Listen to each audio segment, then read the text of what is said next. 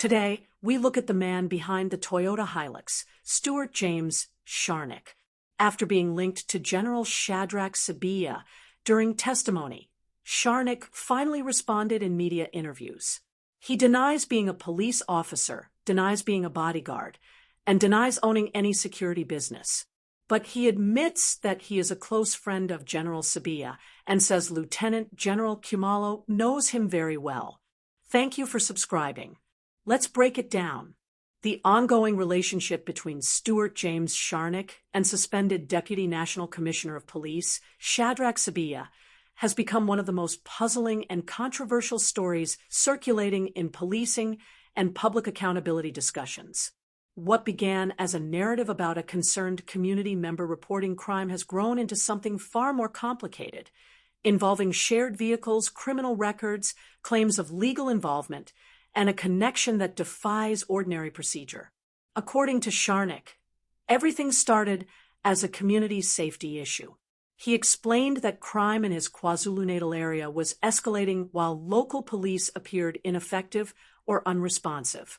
After lodging multiple complaints and feeling ignored, he decided to bypass usual structures and take his concerns directly to senior officials within SAPS. He claims this path eventually led him to Deputy National Commissioner Shadrack Sibiya. From there, a relationship formed, one he describes as friendship resulting from shared concern about public safety. It sounds noble, but there's an old saying that still applies. When something doesn't follow the ordinary path, pay attention. In policing, the chain of command is not just procedure, it's tradition. Communities report crime at station level, not directly to national generals. It is unusual, almost unheard of, for a civilian with no official SAPS role to gain access to a deputy national commissioner, let alone develop an ongoing personal relationship. And yet, Sharnick presents this connection as if it were the natural outcome of persistence and community activism. The story might have ended there, an unusual friendship, but not worthy of national attention. That changed with the white Toyota Hilux. Testimony revealed that General Sibiya had been seen driving, or at least utilizing, a white Toyota Hilux double cab bakkie. The problem is not the vehicle itself. The problem is that the Hilux was registered in the name of Stuart James Scharnick, not in Sibiya's name.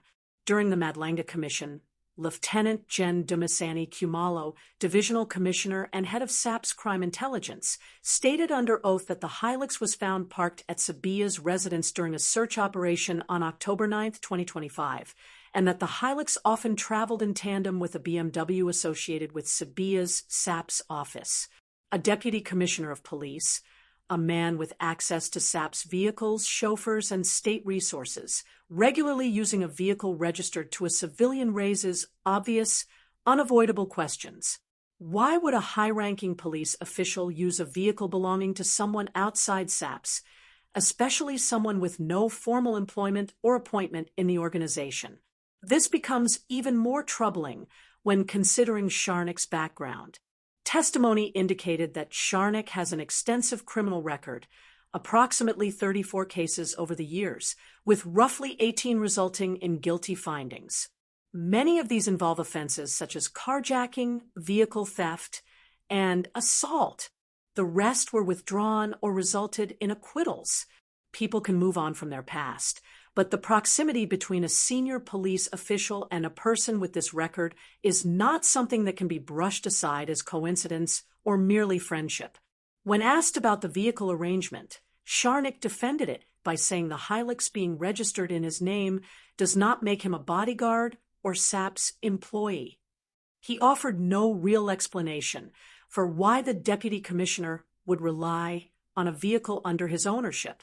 Tradition teaches us that when a story has nothing to hide, the answers are simple and clear. Here, the answers only produce more questions. Another moment that raised eyebrows occurred when Parliament footage showed Sharnick sitting directly behind Sibiya during an ad hoc committee appearance. Many assumed he was acting as a bodyguard or aide. Sharnick dismissed that assumption, insisting he was part of Sibiya's legal team. Yet no formal legal credentials have been presented publicly, and nothing indicates that he has a professional role that would justify such privileged seating. So we have a civilian who bypassed local police structures, formed a close relationship with a national deputy commissioner, owns a vehicle the general uses, has a history of criminal convictions, and sits behind that general at Parliament claiming to be part of a legal team. The ordinary explanation no longer fits. A traditional common-sense viewpoint asks, how does someone with no official title operate within police circles at that level? A reasonable person can't help being skeptical. When too many odd events line up, they stop looking like coincidence. At the core of all of this lies something bigger than just two individuals. It reveals a crisis of trust between ordinary people and law enforcement institutions. Communities are tired of crime. People are tired of asking for help and receiving excuses. When systems stop working, individuals start bypassing them. And that is exactly what seems to have happened here. But bypassing the system also comes with risks. When private relationships start influencing public authority, accountability weakens. When there are no clear boundaries, power becomes personal instead of institutional. South Africans are not unreasonable.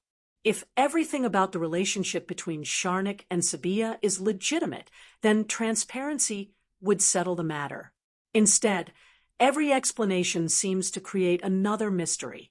The public is left wondering, is this simply a friendship, a strategic alliance, or an unofficial partnership operating in spaces where it should not? Until clarity is provided, the combination of a national police general, a civilian with a heavy criminal record, an unexplained shared vehicle, and access to parliamentary proceedings will continue to disturb the public imagination. In a country where people are desperate to trust authority again, openness matters. The story of Stuart James Scharnick and General Sibiya may eventually reveal itself as innocent or as something much more serious. For now, it stands as a reminder that when power operates without transparency, skepticism is not negativity. It is responsibility.